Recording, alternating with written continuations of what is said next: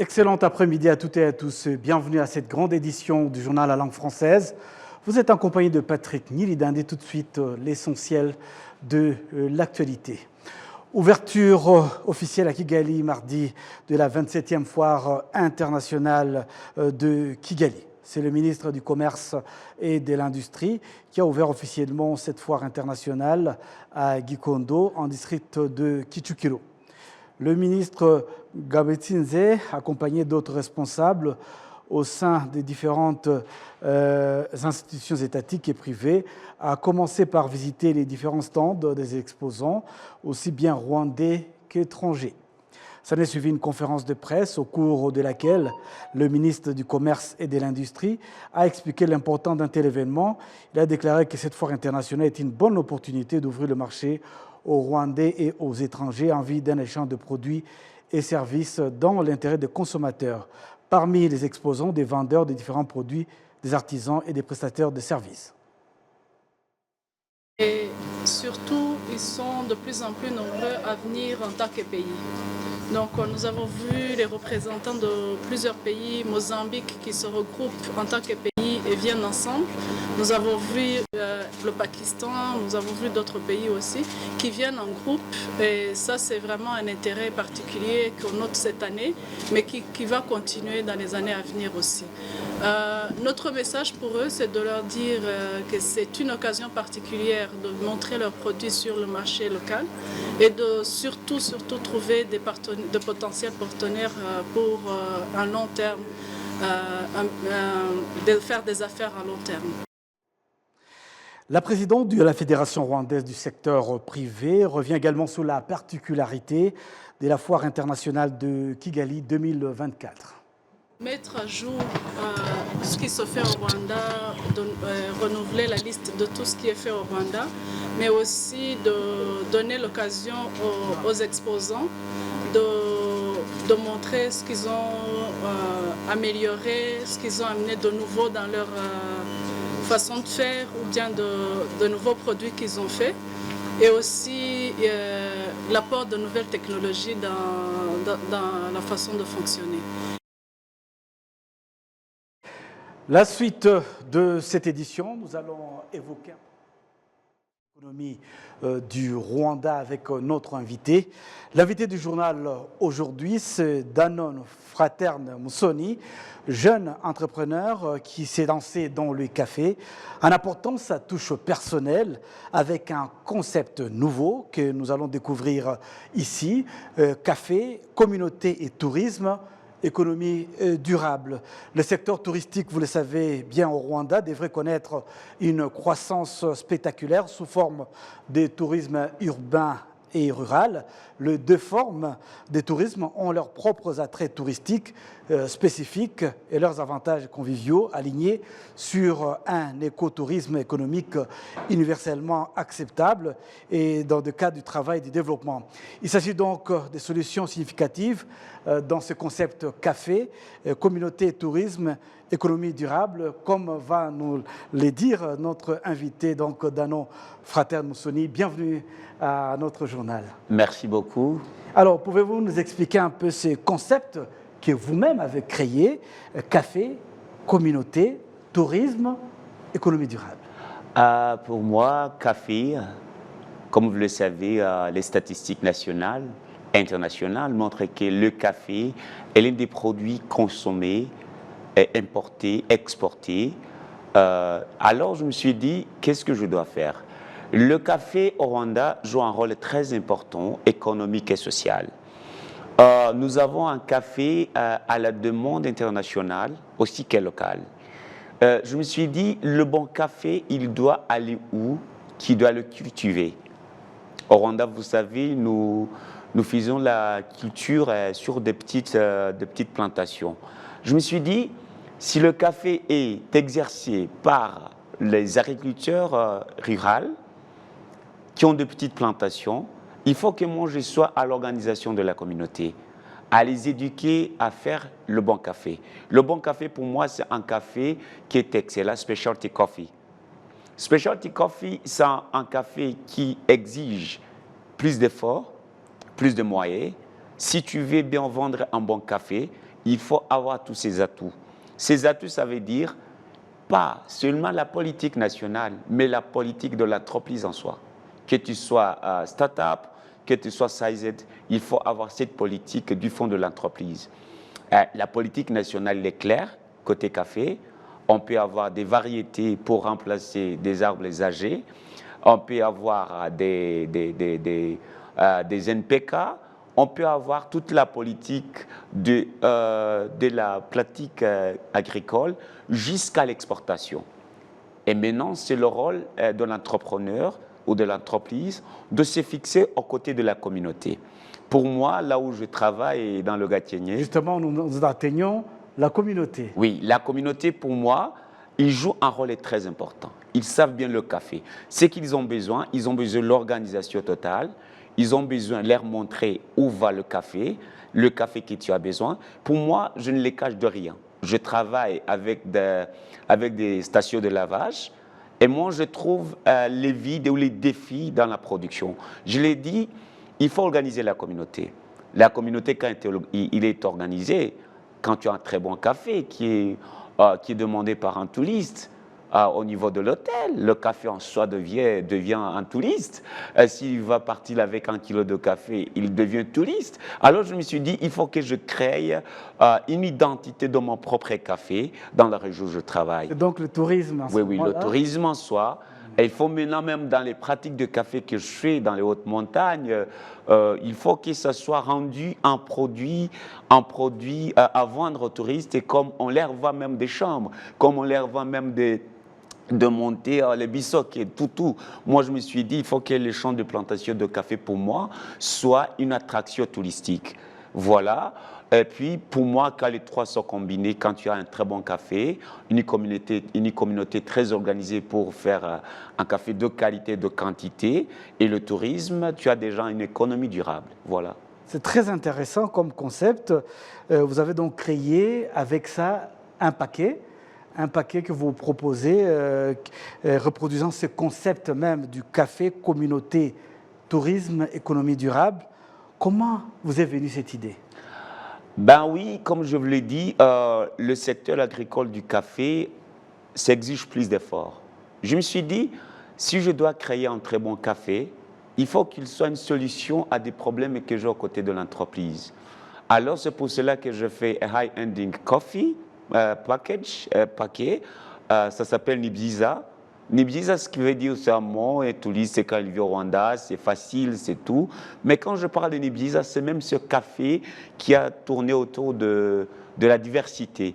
J'ai le gorille qui s'ouvre, et puis, l'argent que je vends le café... Vous présentez un peu le Rwanda à travers votre produit. Oui. Je représente le Rwanda à travers de mon produit, la culture, tu vois les migongo, tu vois les paysages, tu vois les gorilles, tu vois les bambous. Tout ça, c'est l'écosystème du Millennium Goals. Alors, je me suis dit, il faut maintenant que ça soit une solution. Un touriste qui achète mon café, il voit en même temps que j'ai besoin de faire les pratiques de café durable. Les champs de café, ils sont chers. La saison du café, il est cher. Alors, je me suis dit, il faut que ce soit un gift back pour un touriste, mais tout à la fois faisant une solution de soutenir ma cause de faire 89 Plus Coffee Target. Mon café à vendre, c'est une solution.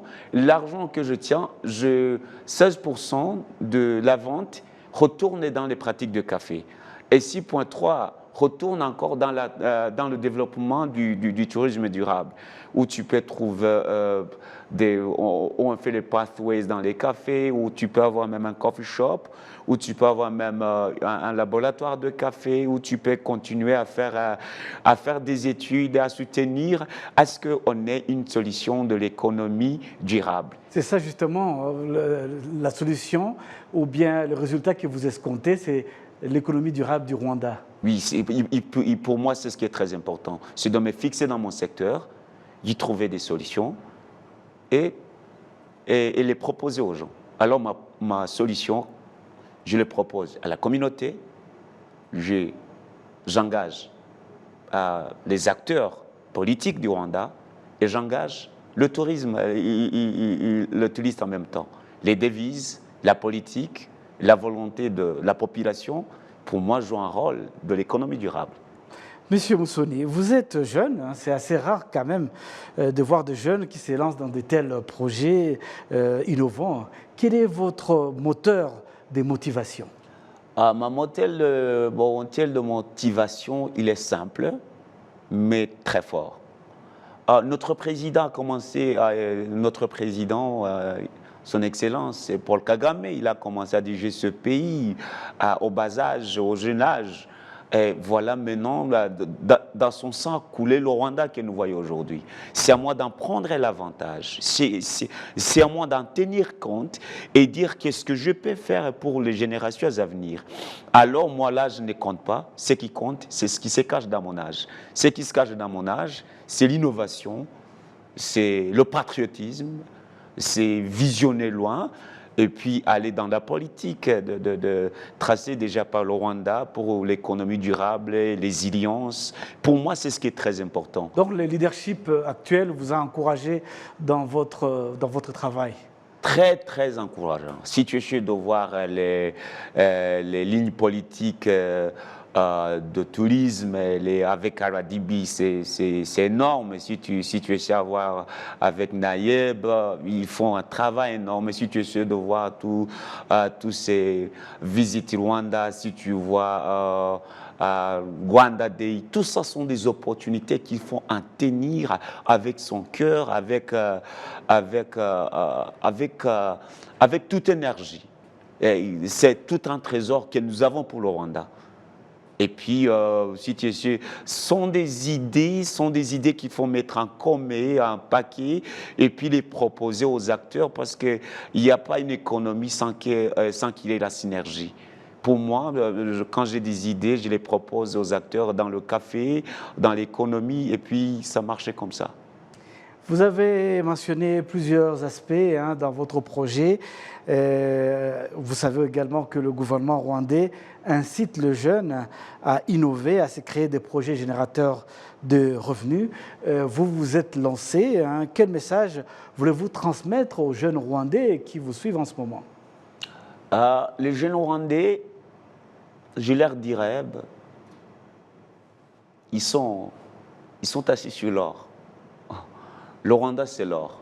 Nous l'avons fait sortir dans le ténèbres. C'est à nous maintenant d'être la lumière. Et cette lumière, il vient du fond de soi.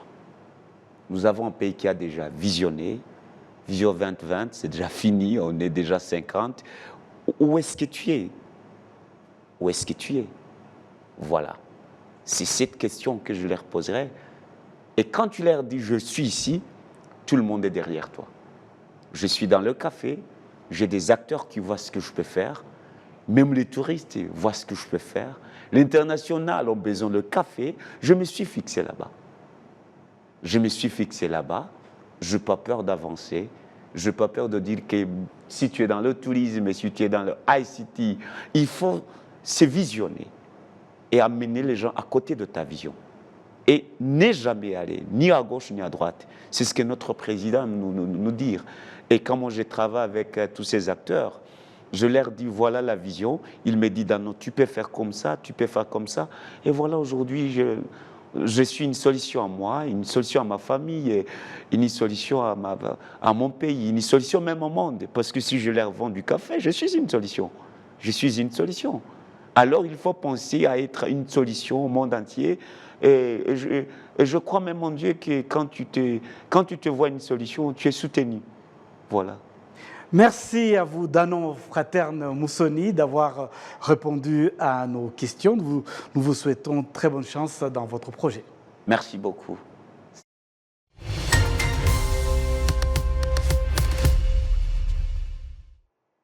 La suite de ce journal, la Commission du développement économique et financier au Sénat du Rwanda se félicite au cours de l'exercice budgétaire clôturé le 30 juin 2023. L'audit effectué dans 208 institutions publiques a révélé qu'aucune n'a été caractérisée par une gestion catastrophique et que celles ayant réalisé une excellente gestion se sont accrues de 92%. Les précisions avec Kassim Youssouf. Le rapport de l'auditeur général des finances publiques de l'exercice budgétaire 2022-2023 clôturé le 30 juin 2023 révèle que ce sont 208 institutions publiques seulement qui ont fait l'objet de l'audit parce que les hôpitaux de district et l'Office rwandais de sécurité sociale, RSSB, n'ont pas été concernés.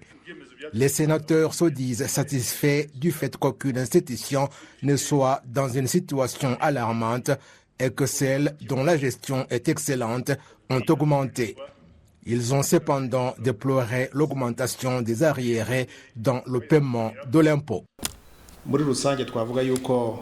Nous pouvons dire en général que l'habitude de gaspiller les deniers publics est de plus en plus jugulée et nous pouvons en être très fiers. Autre chose, c'est qu'il est évident que la capacité des institutions et des établissements publics en matière de gestion des finances et des liens publics s'est accrue. Lorsque les documents comptables sont bien tenus et lorsque la loi est respectée dans le commerce, c'est cela le développement que nous observons. Compte tenu des écrits d'ici et là qui nous parviennent, ce n'est pas souvent qu'on observe que dans un pays, 92% du budget est justifié et cela ne se fait pas seul. Il y a toujours une raison et c'est les bonnes mesures que notre gouvernement a mises en place. Et la plus importante, en fait, c'est la lutte contre la corruption.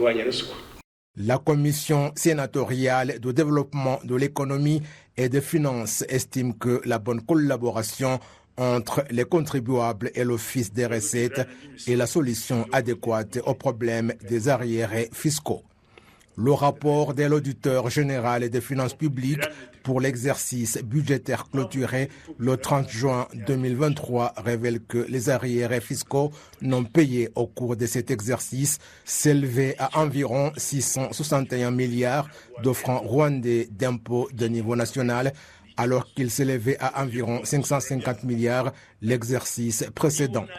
Les arriérés d'impôts au niveau des instances de base sont passés d'environ 2,5 milliards en 2022 à environ 4,5 milliards de francs rwandais en 2023. Le ministère du Commerce et de l'Industrie a donc annoncé un programme spécial d'achat des produits agricoles excédentaires auprès des agriculteurs en vue de leur stockage.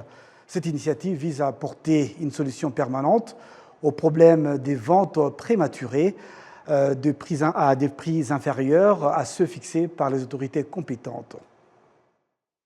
La campagne agricole 2024A a été jugée réussie, notamment en ce qui concerne les rendements du maïs et du riz. Les statistiques indiquent une augmentation de 7% de la production.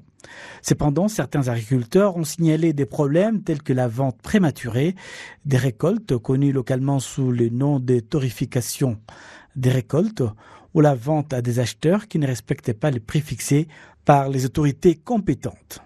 Sengiumva François est un producteur de maïs qui cultive plus de 250 hectares dans les districts de Kirehe, Rwamagana et Gakenke, tandis que Rushiragwoba Aimable cultive du maïs, des fruits et des légumes sur près de 16 hectares à Kigali. Parfois, des agriculteurs font stocker les récoltes parce qu'ils passent 6 mois à attendre la récolte et s'attendent ainsi et là. Donc la première récolte est souvent utilisée pour couvrir tous les problèmes et les dettes. Nous souhaitons une amélioration du suivi des récoltes et garantir ainsi aux agriculteurs l'accès à un bon marché.